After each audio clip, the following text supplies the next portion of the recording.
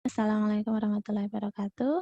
Pada kesempatan kali ini kita akan belajar tentang sistem muskular atau sistem otot pada manusia, yang mana kita mulai harapannya nanti di mata kuliah ini mahasiswa bisa menjelaskan organ-organ yang berperan pada sistem otot manusia, bisa menjelaskan karakteristik otot manusia itu apa saja, bisa menjelaskan komposisi kimia organ sistem otot itu apa saja, dan yang keempat, macam, struktur, dan kontraksi pada otot. Nah, aturannya saya ingatkan lagi, pada mata kuliah Anfis itu memang saya buat pretest dan posttest untuk kuliah teori, dan wajib mengikuti pretest dan posttest pada sesi praktikum. Harapannya apa? Kalian bisa terlatih untuk mengerjakan beberapa topik-topik atau bahan kajian di mata kuliah Anfis ini yang sangat-sangat banyak, sehingga harapannya dengan memberikan pretest, posttest, kalian tetap masih ingat, akan selalu ingat terus ya, dengan berkali-kali dibuat suatu tes atau uji ya. Baik, pada mata kuliah ini, Ibu ambilkan pesan hikmah dari surat Al-Mu'minun ayat 14, di mana di sini menjelaskan bahwa Allah telah menciptakan manusia dari segumpal daging, di mana daging itu tersusun dari beberapa tulang belulang yang dibungkus dengan daging, yang mana maksud di sini adalah otot yang menyelubungi atau menyusun tubuh kita, melindungi tulang belulang kita, sehingga kita bisa tumbuh atau istilahnya tercipta sebagai manusia yang sempurna, ciptaan Allah yang sempurna. Nah, sistem otot ini memang secara secara struktur kalimat atau katanya itu berasal dari bahasa Yunani yang miologi, dari kata miologi yaitu bahasa Yunani, atau myoxitus yang namanya sel otot, atau kalau dari bahasa Latin namanya musculus, yaitu artinya sama, otot. Muscle itu bertanggung jawab dalam tubuh dalam menggerakkan tubuh, dalam pergerakan tubuh atau menggerakkan tubuh atau aktivitas tubuh. 3 basic atau tipe-tipe otot yang ada dalam tubuh kita ada 3, yaitu otot rangka yang berfungsi untuk menggerakkan badan dan berpindah, itu otot rangka. Kemudian otot kardiak atau otot jantung itu adalah otot yang berfungsi untuk membantu peredaran darah, kontraksi jantung, baik itu sistol maupun distal. Kemudian otot polos, di situ nanti otot akan berfungsi menggerakkan substansi dalam saluran dalam atau saluran pencernaan atau viscera yang berongga. Misalnya nanti otot polos ini bergerak dalam atau membantu dalam gerakan peristaltik usus gitu ya. Nah, ini adalah nanti bagian-bagian otot yang di praktikum nanti akan kalian hafalkan dan harus kalian ketahui. Ini adalah bagian-bagian otot yang besar ya, otot-otot besar yang ada di tubuh kita yang memang harus kita ketahui. Mulai dari brachialis, kemudian triceps brachii, brachio brachii, biceps femoris, gastrocnemius, kemudian soleus, gluteus, dan latissimus dorsi, itu semua ya, semua bagian-bagian otot yang besar yang harus kalian hafalkan. Nanti kalian sampaikan saat praktikum ya. Nah, sekarang tipe-tipe otot. Tipe-tipe otot ada 3. Yang pertama adalah otot jantung. Seperti ini, otot jantung. Kedua, otot rangka, otot yang memang menempel di rangka atau di tulang. Kemudian otot polos yang memang dia berada atau menempel di organ-organ dalam seperti lambung di sini contohnya. Yang mana ciri-cirinya adalah kalau otot jantung itu terdiri dari beberapa nukleus atau inti sel. Nah, di sini ada otot serat ototnya di sini seperti ini, serat ototnya, lurik-lurik bergaris-garis, dan ada beberapa inti sel di tepi selnya. Itu ciri-cirinya untuk sel otot jantung. Kemudian untuk sel otot rangka itu biasanya seperti garis-garis, kemudian ada inti selnya di sepanjang sel otot rangka, ada inti nukleusnya. Nah, di sini nanti kekhasannya adalah bentuk lurik-luriknya ini untuk yang di otot rangka. Nanti kenapa dia bentuknya lurik nanti akan saya jelaskan di slide berikutnya. Kemudian ini ada otot polos. Otot polos ini biasanya memang polos ya, memang polos, hanya ada otot serat ototnya yang seperti ini dan ada nukleus-nukleus di tepinya, ada inti sel di dalam tepinya. Nah, secara tampilan mikroskopik ya, memang kalau otot rangka itu memang dia seperti ini, lurik-lurik. Kemudian ada inti sel di tepi. Kalau secara ciri-cirinya biasanya memang dia sifatnya itu strong atau kuat, dan memang dia termasuk konstruksi quick. Jadi konstruksinya cukup cepat kalau memang dia ada respon. Kemudian kalau otot jantung itu hampir mirip perpaduan antara otot rangka dengan otot polos. Karena apa? Karena memang otot jantung ini sifat atau kerjanya cukup spesial. Nah, nanti kita bisa ketahui perbedaannya. Ini secara fisiknya ya, tampilan otot polos itu kalau dilakukan atau dilihat secara mikroskopis seperti ini.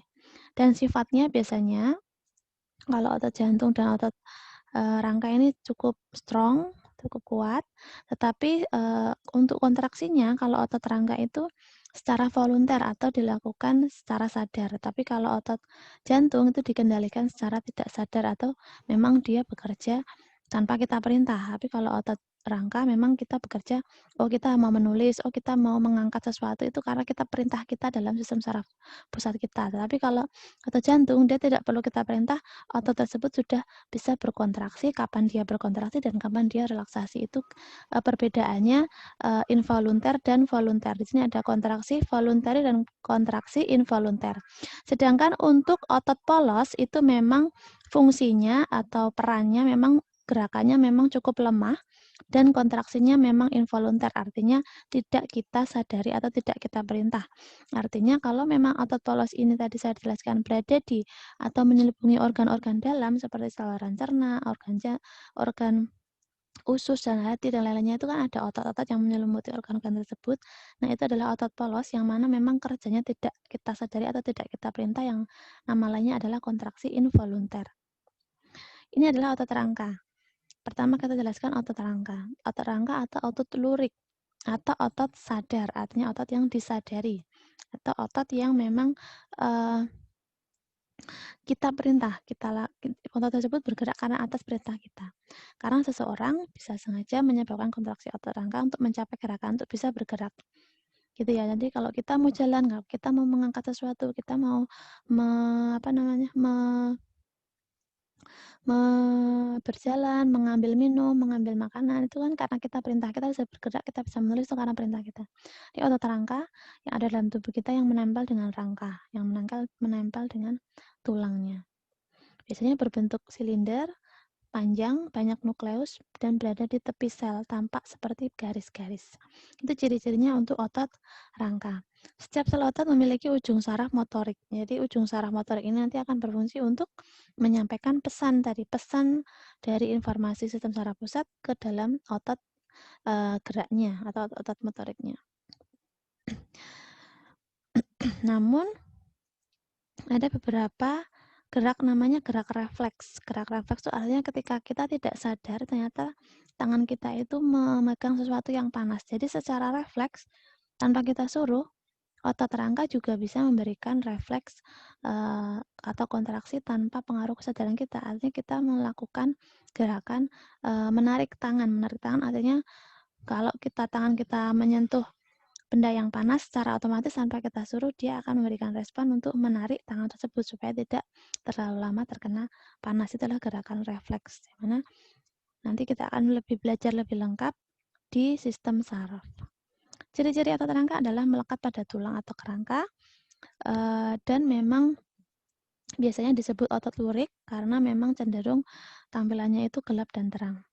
Terdiri dari filamen aktin dan miosin, yang mana filamen aktin dan miosin itu terdapat di dalam sarkomer-sarkomer, yang mana sarkomer tersebut itu memang berada di dalam sel-sel otot atau miofibril. Nanti kita akan belajar video yang sudah saya berikan.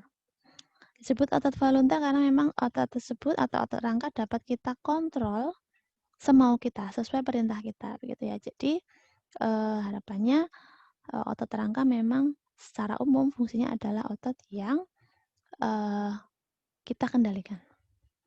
Fungsinya otot rangka seperti ini ya, bisa untuk menghasilkan gerak, untuk menstabilisasi sendi, untuk menghasilkan panas yang cukup, sehingga bisa mempertahankan suhu tubuh, gitu. Jadi, fungsi otot rangka seperti itu. Struktur dari otot rangka itu sebenarnya adalah otot yang menempel di rangka tubuh kita. Nah, ini adalah bagian-bagian dari otot kita, serabut otot kita. Jadi ada bagian yang namanya endomesium, perimesium, dan epimesium, dan juga fascia. Di situ adalah endomesium itu berada di mana? Endomesium itu ada di sini nih. Kalau perimesium itu berada di bagian tepinya ini. Bagian tepi dari serabut atau sel otot, jadi sel otot. Kalau epimesium itu bagian yang paling luar lagi. Jadi yang paling luar itu epimesium, kemudian perimesium, kemudian yang paling dalam endomesium. Nah, nanti di dalam endomesium terdapat sel otot, yang mana di dalamnya terdapat miofibril. Nah, otot-otot yang membentuk penempelan ke struktur-struktur lain itu ada namanya tendon.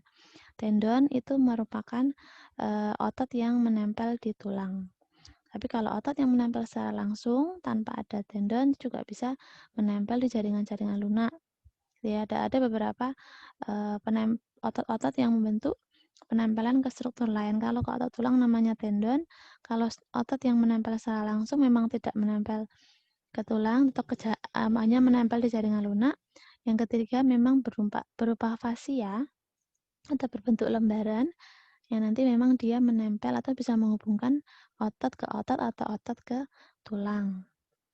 Ini bagian secara detail bahwa otot tendon ini kalau ditarik diperbesar, bagian tadi ada perimesium, ada epimesium, ada blood vessel atau pembuluh darah di dalam sel otot ini. Nah, di dalam sel otot ini, di dalam fascia ini terdapat sel otot. Di dalam vasikel vatofascia ini terdapat beberapa sel otot. Di dalam sel otot ini terdapat beberapa sarkomer. Nah, di dalam sarkomer ini terdapat beberapa miofibril. Miofibril ini, di dalam sel otot terdapat beberapa miofibril. Di dalam miofibril terdapat beberapa sarkomer.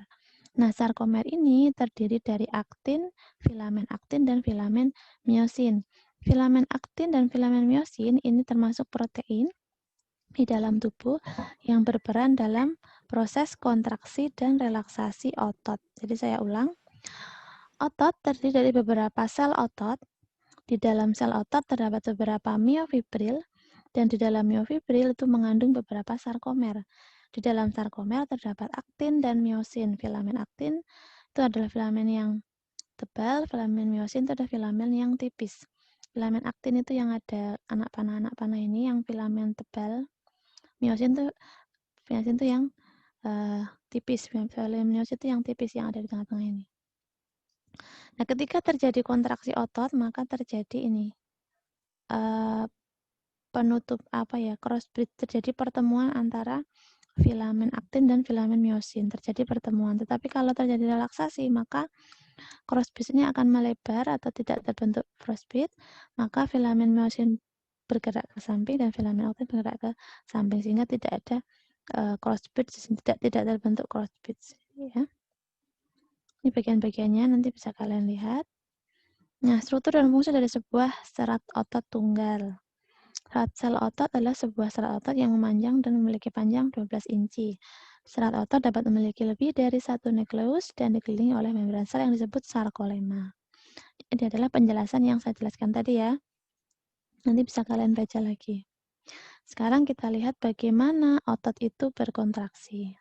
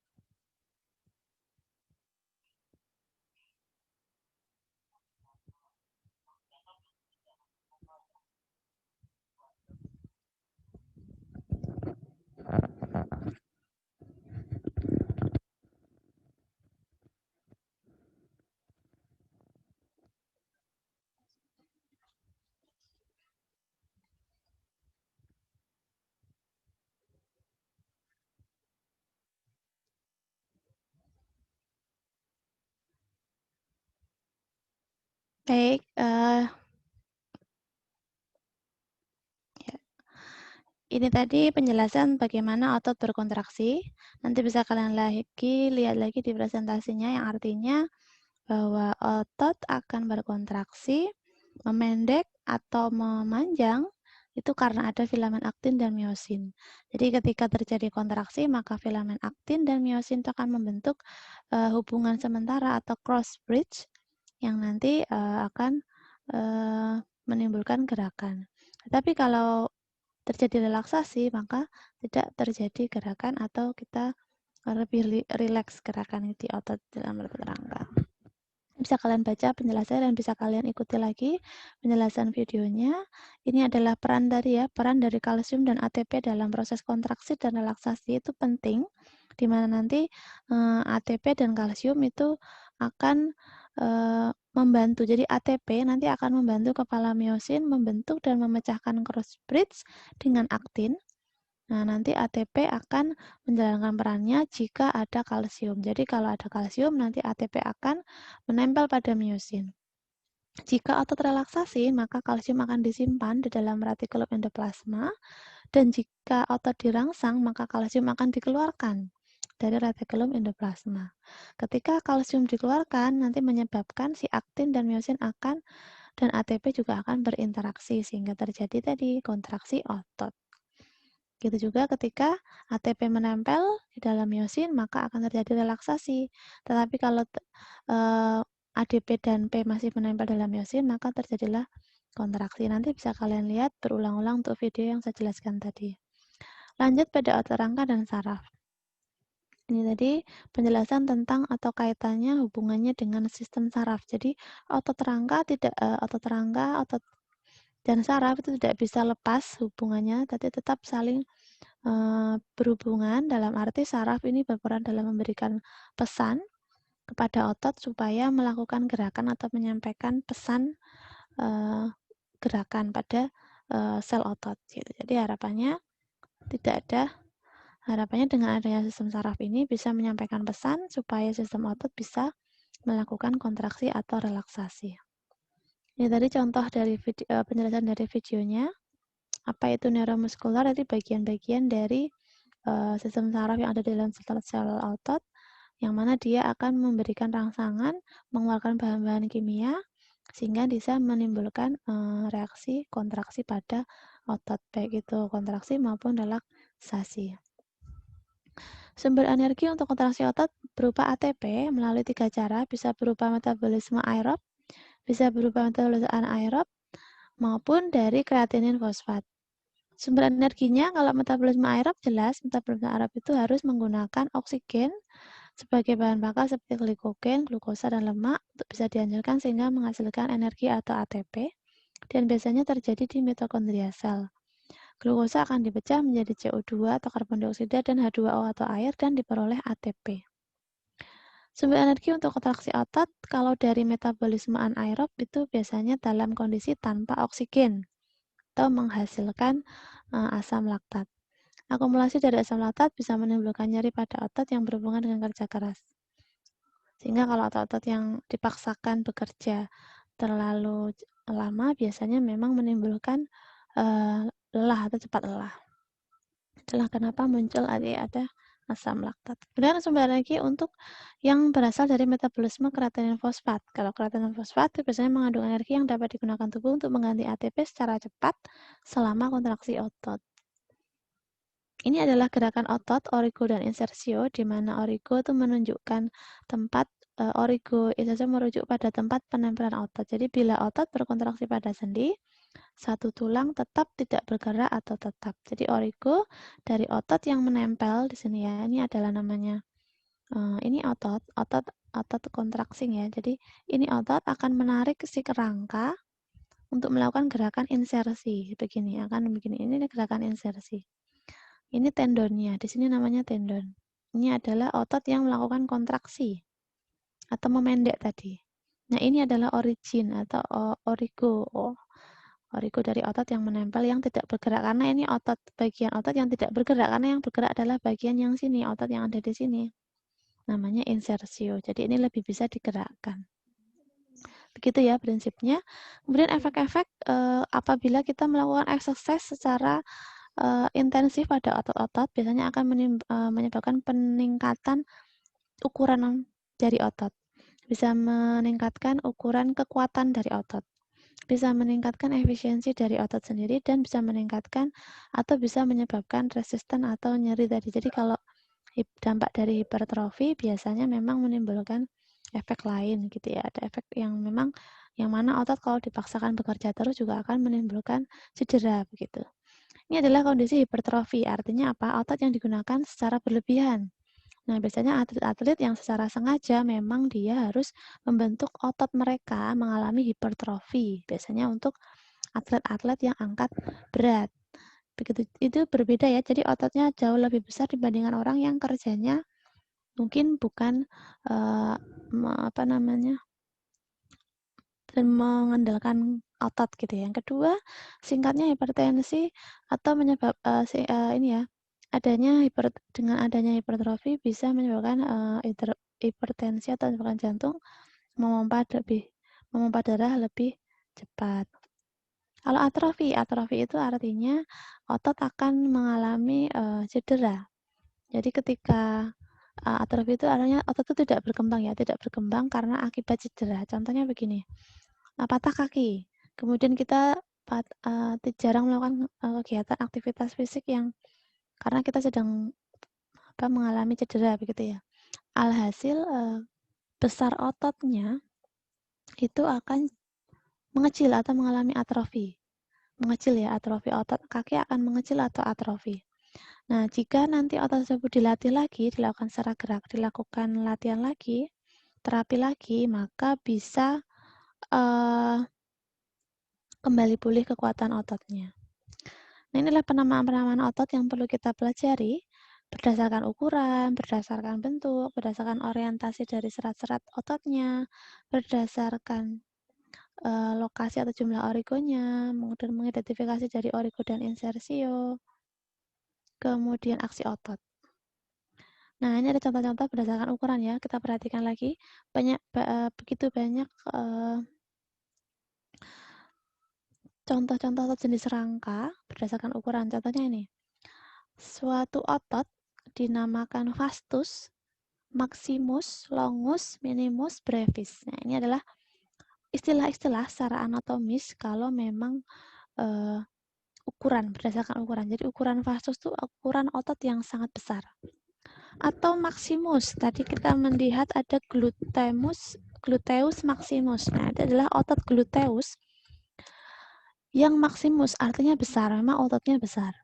Atau longus itu kita kalau di dalam gambar tadi ada gambar longus apa ya namanya, longus femoris atau longus. Jadi memang otot-ototnya itu ukurannya panjang. Atau yang minimus, nanti kita lihat di anatomi ya, anatomi tubuh. Atau brevis, memang pendek. Jadi vastus lateralis itu artinya vastus otot yang sangat besar yang berada di lateral. Kemudian penamaan otot rangka juga bisa berdasarkan bentuknya. Jadi kita bisa menghafalkan otot rangka itu berdasarkan bentuknya. Kalau bentuknya segitiga itu biasanya diberi nama anatomisnya adalah deltoid. Tapi kalau bentuk ototnya itu lebar, biasanya kita kasih nama latissimus. Tadi ada namanya latissimus dorsi tadi ya. Nah, itu bagian-bagian dari tubuh kita yang memang ototnya itu bentuknya lebar. Atau trapezius, atau bentuknya trapesium. Itu berada di sekitar pundak belakang. Atau rhomboideus, bentuknya seperti rhomboid, atau memang bundar, artinya namanya secara anatomis namanya teres. Jadi ada namanya otot yang namanya otot trapezius, latissimus dorsi, atau teres mayor. Itulah bagian-bagian penamaan otot yang diberikan berdasarkan bentuknya. Karena memang bentuknya trapezius, bentuknya segitiga, bentuknya lebar, bentuknya bundar, seperti itu ya. Ada lagi nama otot berdasarkan serat-seratnya. Serat-serat diarahkan dan diatur berdasarkan ini ya. Misalkan serat lurus seperti rectus abdominis yang ada di sekitar perut. Nah, abdominis itu bagian perut, rectus itu lurus. Artinya serat-serat itu lurus bentuknya. Atau serat-serat itu bentuknya oblikus atau diagonal. Namanya kalau di dalam anatomi oblikus superior. Kemudian ada lagi transversus atau memang otot serat-serat ototnya itu menyilang-nyilang bentuknya. Bentuknya otot itu bersilang-silang. Atau ada yang sirkular atau sirkularis. Nah, itu tergantung dari tadi apa namanya? Serat-seratnya arahnya kemana. Kemudian penamaan otot berdasarkan arah lokasi. Nah, lokasinya berada di mana? Oh, dada, berarti namanya pectoralis. Oh, arah lokasinya berada di pantat. Oh, namanya gluteus. Oh, arah lokasinya berada di lengan, namanya brachii. Oh, namanya supra. Oh, supra itu kemarin berada di atas. Kalau infra atau inferior itu berada di bawah. Sub itu artinya di bawah, lateralis itu di samping. Ada lagi, kemudian jumlah origo. Jumlah origo juga bisa mempengaruhi namanya ya, penamaan terangka berdasarkan atau menurut jumlah origo. Jumlah origo tadi adalah bagian dari otot yang menimbulkan gerak atau pergerakan. Nah, di sini kalau berdasarkan jumlah origo, penamaannya ada bicep, karena ada 2 otot, ada dua origo, atau tricep, atau quadricep, itu ada menimbulkan yang artinya ada 3 origo, ada 4 jumlah origo, begitu ya. Jadi ya kalau kita belajar ada namanya bicep brachii, tricep brachii, quadricep femoris. Kalau femoris itu berada di bagian paha atau tulang paha. Quadricep berarti ada 4 otot yang ada di bagian paha. Itu artinya quadricep dari femoris. Kalau bicep brachii itu berada di tadi mana? Kalau brachii itu ada di lengan, di sini ya, lengan itu brachii. Lalu kalau dikatakan bicep itu artinya ada dua otot di bagian lengan. Makanya disebut atau penamaan ototnya bicep brachii. Kalau origo dan insersio, ini penamaan otot berdasarkan origo dan insersio. Di sini kita berikan berdasarkan tempat penempelannya. Misalkan di sini ada sternocleidomastoideus memiliki origo yang ada di sternum atau di bagian tulang dada dan di clavikula atau dekat dengan antara leher dengan bagian dada depan untuk clavikula. Dan insersionya berada di mastoid. Akhirnya diberi nama sternocleidomastoid. Nah, harapannya kalian bisa menghafal bagian ini. Jadi nanti pas praktikum kalian bisa hafal semua nih bagian-bagian otot-otot yang besar. Mana yang abdominis, mana yang gluteus, mana yang tricep brachii, mana yang deltoid, bentuknya seperti apa, di bagian mana. Iya, namanya sternocleidomastoid itu di sini. Otot sternocleidomastoid di sini. Ini adalah kalau di sini tulang clavicular di bagian sini. Di sini ada bagian mastoidnya di belakang ini, di bagian belakang. Sternumnya tuh di sini, sternum. Nah, karena ini ototnya memang berdekatan dengan clavicular dan sternum atau bagian tulang dada. Mastoid itu dekat dengan leher sehingga otot sternocleidomastoid ini bisa melakukan gerakan leher seperti memutar, mendongak, menunduk dan sebagainya. Tuh. Jadi ini adalah bagian-bagian otot yang harus kalian hafalkan. Ini bagian-bagian yang paling besar yang harus kalian hafalkan. Ini ada namanya latissimus dorsi. Ini ada bagian-bagian latissimus yang memang ototnya itu seperti ini bentuknya. Nah, dorsi kenapa? Memang ada di belakang, ada di punggung belakang. Latissimus kenapa? Karena memang bagian ototnya ini berupa lembaran. Gitu ya, gluteus, maximus, gluteus. Oh, maximus itu besar. Gluteus itu berada di area pantat. Berarti ini memang bagian otot yang ada di area ini. Gitu ya. Gastrocnemius, ini ada 2 otot. Nah, macam-macam. Ada bicep, ada tricep. Ini kalian pelajari sambil melihat strukturnya ya. Struktur ototnya itu kayak apa. Apakah bentuknya segitiga seperti deltoid, apakah bentuknya trapesium seperti trapezius. Nah, itu kalian pelajari di situ. Untuk memudahkan menghafalkan penamaan otot. Nah, untuk wajah, kita harus tahu nih nama-nama otot wajah yang ada di area kepala itu biasanya ada namanya frontalis dan orbicularis oculis. Frontalis merupakan kontraksi dari otot untuk menaikkan alis mata dan mengerutkan kening Anda. Itu bagian frontalis atau kalau di istilahnya dahi kalau di tempat kita itu secara bahasa awamnya adalah ini loh bagian frontalis itu bagian depan kepala ini. Kemudian orbicularis oculis. Oculis itu otot sphincter yang melingkari matanya berada di sekitar mata. Orbicularis oculis itu ada di sekitar mata dan fungsinya untuk mengedipkan mata, membuka mata, dan menutup mata. Kalau ada nah kemudian otot-otot wajah ini bagian-bagiannya ada buccinator, ada zygomaticus, ada orbicularis oris. Kalau di buccinator biasanya kita gunakan untuk di area ini loh, bagian pengunyah ini yang biasanya kita gunakan untuk memainkan trompet, untuk bersiul, itu bagian otot buccinator. Biasanya digunakan untuk membantu proses mengunyah. Kalau otot zygomaticus itu otot-otot yang senyum, otot-otot yang sering kita gunakan untuk menggunakan blush on kalau untuk perempuan ya. Di bagian otot zygomaticus, di bagian otot senyum itu akan terbentuk otot zygomaticusnya gitu. Kalau otot pengunyah itu ada otot namanya otot masseter dan otot temporalis. Kalau otot masseter memang perluasan dari proses zygomaticus bagian tulang pipi ini. Nah, sampai di bagian rahang, sampai di bagian menutup rahang. Nanti kalian bisa lihat secara real di gambarnya. Otot masseter itu di bagian mana? Karena memang dia fungsinya sebagai otot pengunyah. Temporalis juga begitu, otot yang berbentuk kipas angin meluas dari bagian datar dalam tulang temporal ke mandibula. Dia akan bekerja sinergis dengan otot-otot pengunyah lainnya. Nah, ini adalah bagian-bagiannya. Ini namanya temporalis. Nah, orbicularis oculi itu pada di sini. Orbicularis oculi ini bagian untuk otot yang berfungsi untuk menggerakkan, mengedipkan mata, membuka mata. Frontalis itu bagian ini loh, dahi, dan ini bagian dahi itu frontalis ini. Nah, kemudian zygomaticus itu di sini nih. Zygomaticus itu di bagian tulang yang sering dikasih blush on tuh di tulang zygomaticus. Kalau orbicularis oris itu otot-otot yang berfungsi dalam di sekitar mulut bagian sini. Terus ini ada ini otot-otot yang tadi di bawah masseter. Masseter di bagian pipi rahang yang meliputi rahang bawah ini.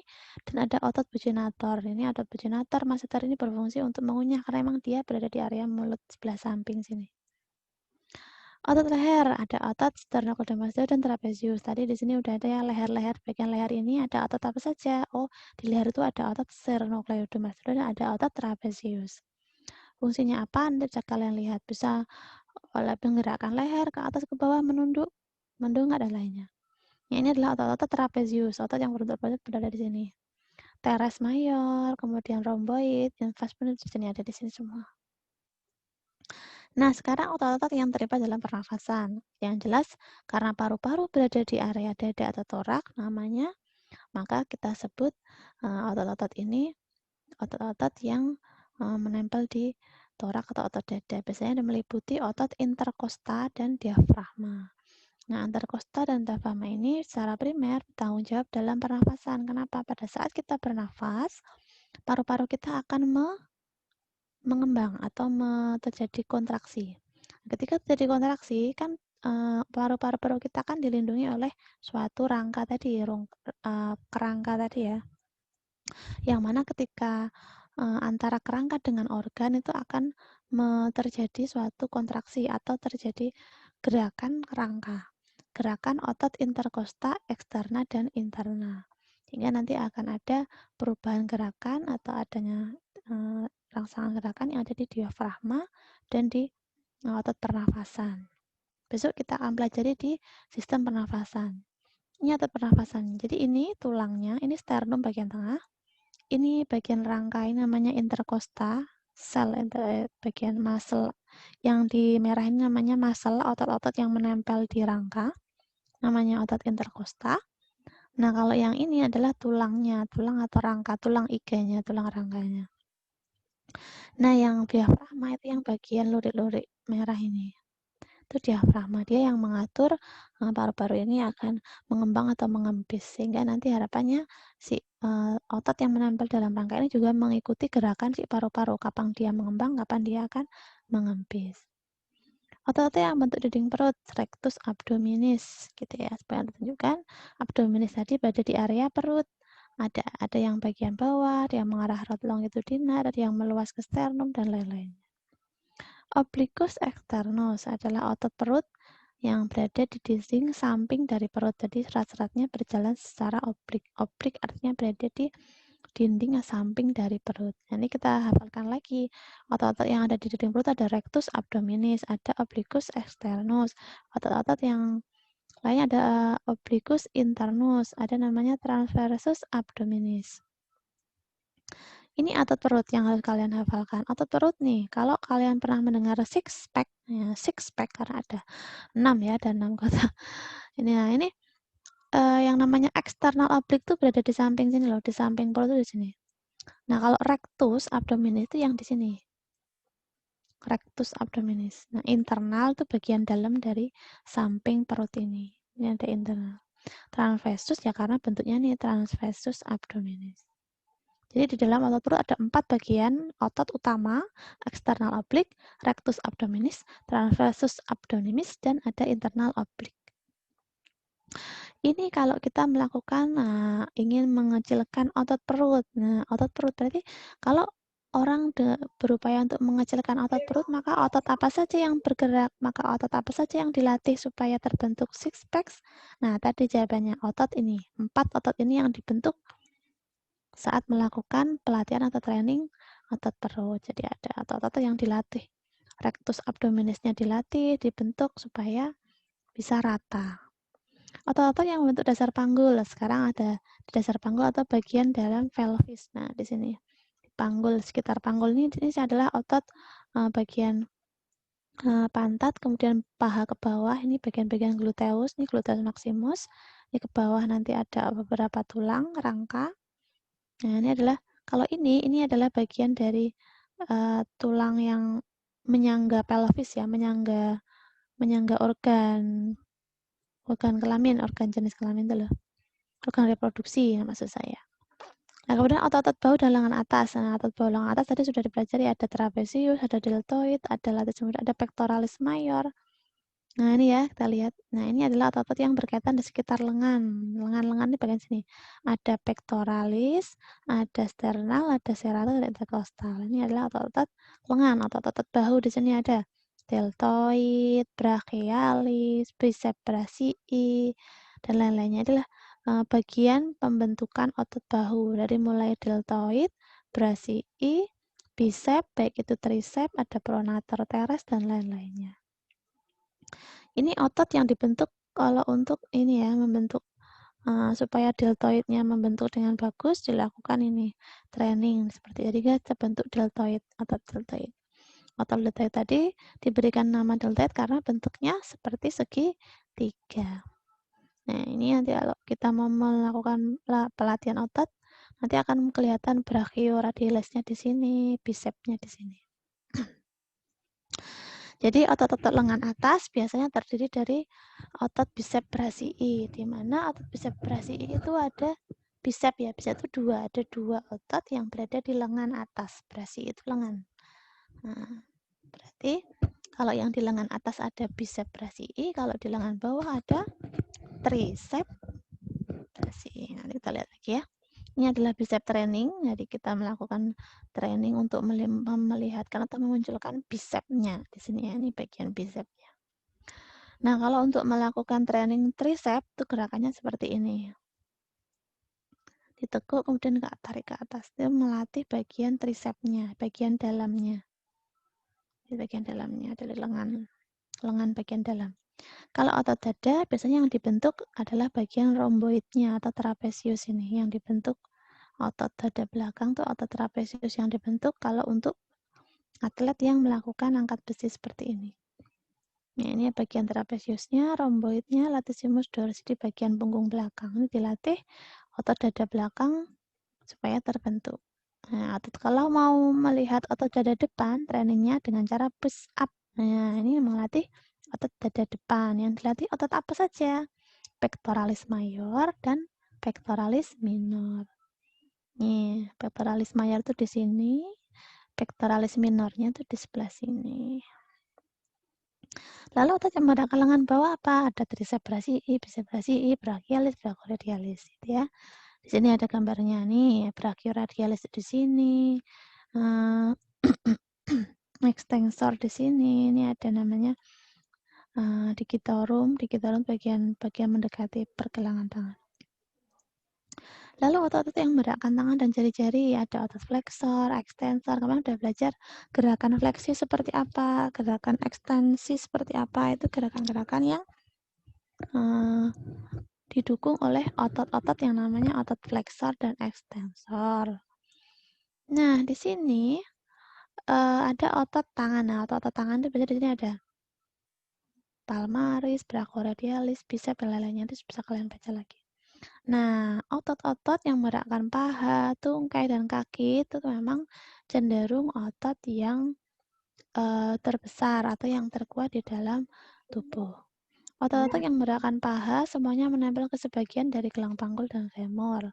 Nah, otot-otot yang menggerakkan paha biasanya otot gluteus dan beberapa daerah sekitar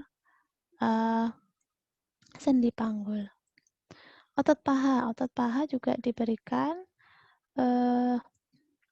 ini ya namanya di bagian sini otot paha, femur atau femoris itu paling sering ya. Paling sering familiar sekali. Otot paha itu otot femoris, itu yang paling besar kita hafalkan. Otot-otot yang menggerakkan tungkai, kelompok-kelompok femoris. Tadi ada quadriceps femoris karena terdiri dari 4 otot. Dan ada sartorius, yaitu otot terpanjang yang ada dalam tubuh. Dia mirip seperti tali yang berada di bagian depan paha. Nanti bisa kalian lihat di gambarnya ya. Ada juga otot hamstring. Di sini adalah otot yang biasanya sering terjadi cedera pada penderita sepak bola, pemain sepak bola. Otot hamstring terdiri dari bicep femoris, semimembranosus, dan semitendinosus. Ini otot tungkainya tadi sudah kayak jelaskan ya, ada gastrocnemius, ada semitendinius, ada hamstring, bicep femoris di sini ya. Itu paling sering karena ini gerakan untuk menendang. Otot tungkai sama ya kayak ini ada soleus, betis ya, betis itu nama lainnya, betis itu kalau anatomisnya soleus. Kemudian ada ini ya, kalau ini bagian belakang paha ya, ini ada vastus dan lain-lainnya, ini bicep femoris. Femoris juga ada bagian 2 bicep. Lalu otot-otot yang menggerakkan kaki banyak ya, ada tibialis, ada peroneus longus, ada gastrocnemius dan soleus, ada tendon ya banyak ya. Nah, sekarang otot polos. Otot polos itu artinya otot yang memang polos, tidak ada garis, tidak ada pola apapun. Ya, biasanya otot polos itu memang otot yang termasuk otot yang tidak disadari yang menempel di bagian organ dalam. Biasanya bertindak untuk menggerakkan kontraksi atau relaksasi pada organ. Ditemukan dinding organ di lambung, bisa di lambung, di ginjal, di saluran pernafasan dan pembuluh darah. Contohnya aja kalau organ otot polos itu menempel di otot lambung, biasanya otot tersebut akan membantu proses peristaltik atau mencampur makanan padat menjadi pasta, kemudian mendorong ke usus halus. Jadi lambung itu bisa bergerak, bisa mencerna itu karena dibantu oleh adanya otot polos yang menyelimuti di bagian lambung. Gitu ya, jadi bagian lambung itu ada otot polosnya supaya ada gerakan peristaltik, gerakan meremas-remas makanan sehingga makanan menjadi lebih halus untuk bisa masuk ke dalam usus halus. Gitu ya. Dan ini bagian-bagian dari pernafasan, bagian rongga dari pernafasan itu juga ada otot polosnya, mengandung otot terdiri dari otot polos. Yang mana terdiri ada bagian mukosa, submukosa, ya nanti harapannya apa? Tugas otot polos ini adalah mengatur pernafasan, baik itu kontraksi maupun relaksasi di dalam otot pernafasan. Nah, gitu ya. Jadi, otot polos itu intinya dia otot yang tidak disadari, tidak ada motif, polos, dan dia menempel di organ-organ dalam, sifatnya tidak disadari atau involunter. Kalau otot jantung itu digunakan untuk memompa darah. Dia adalah kombinasi dari otot rangka dengan otot polos. Kenapa mirip otot rangka? Karena memang dia terdiri dari beberapa macam tadi apa namanya filamen-filamen sarkomer-sarkomer gitu ya yang memang bercabang-cabang membentuk hubungan. Nah, kemudian salah satu otot yang bercabang panjang yang bersama-sama membentuk hubungan disebut diskus terlatus. Nanti ini ada bagian-bagian yang intinya otot jantung ini sifatnya seperti otot polos yang artinya involunter, tidak kita kendalikan, tetapi secara fisik dia seperti otot rangka. Otot rangka itu memang seperti tadi kalau otot rangka itu sifatnya dia bekerja kuat, bekerjanya secara kuat. Memang otot jantung itu otot utama untuk menggerakkan, untuk memompa jantung, memompa darah ya. Sehingga itu memang otot tersebut diciptakan dari atau mirip dengan otot rangka, tapi kerjanya itu involunter, mirip seperti otot polos. Itu yang berbeda.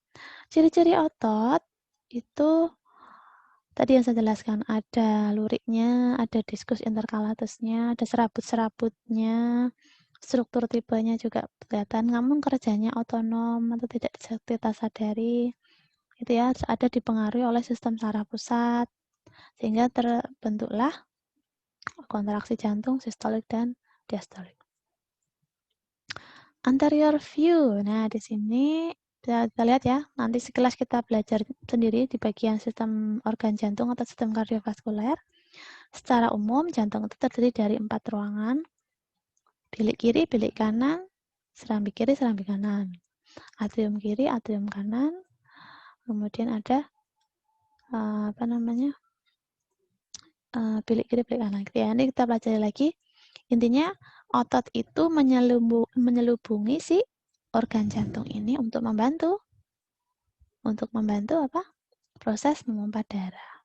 Baik, terima kasih. Nanti kita akan belajar lagi di pertemuan berikutnya di sistem rangka dan sendi.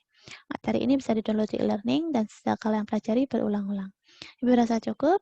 Apabila ada pertanyaan silahkan bertanya. Kalau tidak ada, Ibu cukupkan. Dan Ibu minta maaf jika ada kesalahan dan kekurangan. Wassalamualaikum warahmatullahi wabarakatuh.